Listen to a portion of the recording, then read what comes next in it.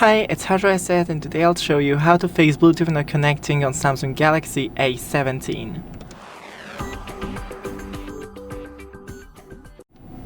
So first, open the Bluetooth settings by scrolling from the top, and now disable the Bluetooth and enable it back on.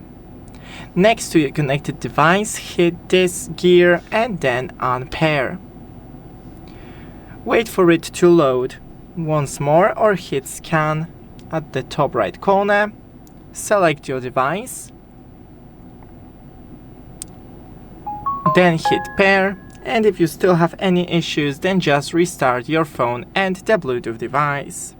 Thanks for watching, don't forget to leave a like and see you in the next one.